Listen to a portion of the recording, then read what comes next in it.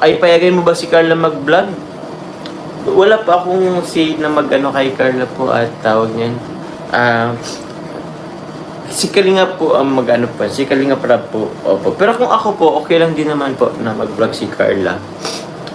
To ano rin po siya, kumbaga for additional ano rin po niya, source of living. Di naman, parang napanood ko yun si Kalinga Prab na ano, tawag niyan, kahit once a week lang or what, ang pang ano lang naman po yan, I mean, you say, pang help din kahit pa paano, it will help yung ano nila, sa pang araw-araw po sa pagklase. So, ako po, if you will ask, definitely yes po, payag po tayo.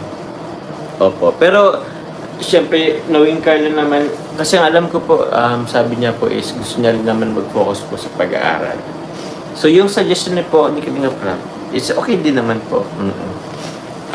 It's up to her na lang po. Tawagan mo na lang number niya, Papa Jom, sabi ni Karin Dioso. Shoutout po sa'yo.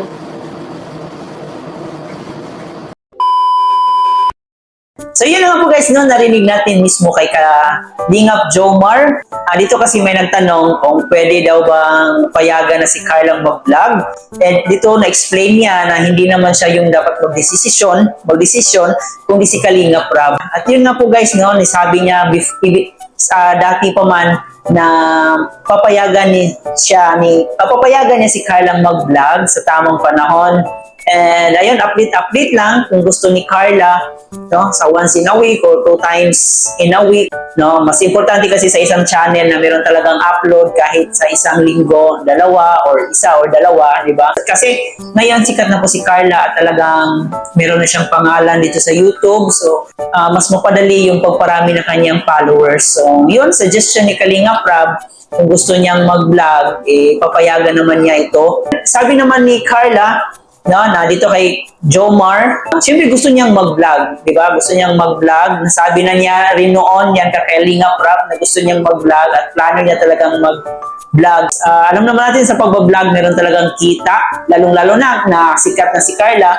So hindi malabong mangyari na talagang maraming susuporta sa kanya. Pero sa ngayon kasi yung pina-priority niya is yung pag-aaral niya, no? Nasabi dito ni Kalingap Jomar na yung pina-priority niya ngayon is ang pag-aaral. Pwede siyang mag-vlog, no? Sabi na yan ni Kalinga Prab noon na pwede siyang mag-vlog anytime. So nasa kay Carla na po yan.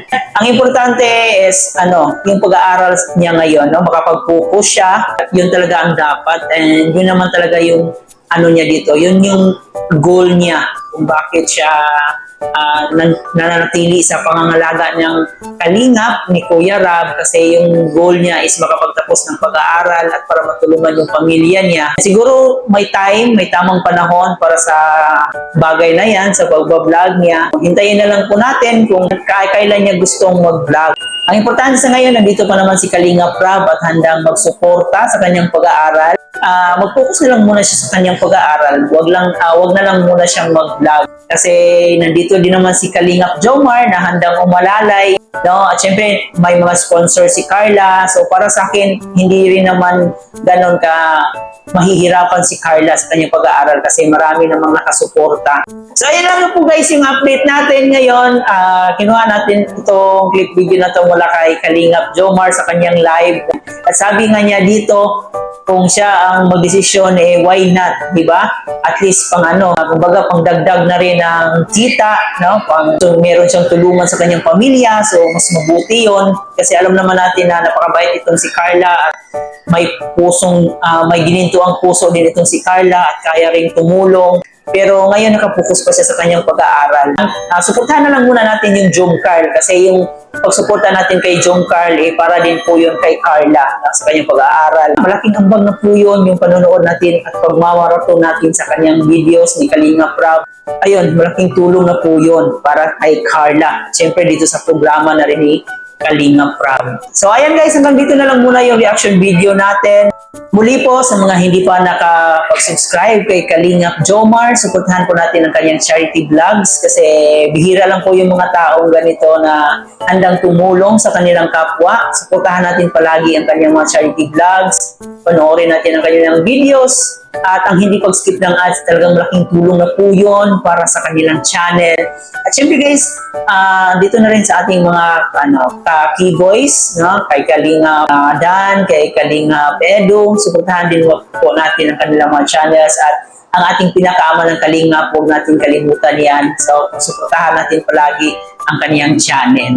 Maraming palang salamat sa inyo. So, thank you for all the supports na binigay niyo to sa akin. So, baka hindi pa kayo nakapag-subscribe, no? O ulitin ko na naman, paki-hit yung subscribe button, isama niyo na rin yung notification bell para syempre mas updated po kayo sa ating mga gagawing reaction video dito sa ating Kalingap at syempre dito sa ating love team. So, ayan, suportahan niyo po ako guys para makapagbigay pa tayo ng more updates sa ating Jungkal serye. So, ayan, hanggang dito na lang muna. Ito nga po pala si Chloe TV. Marami pong salamat sa inyong panonood.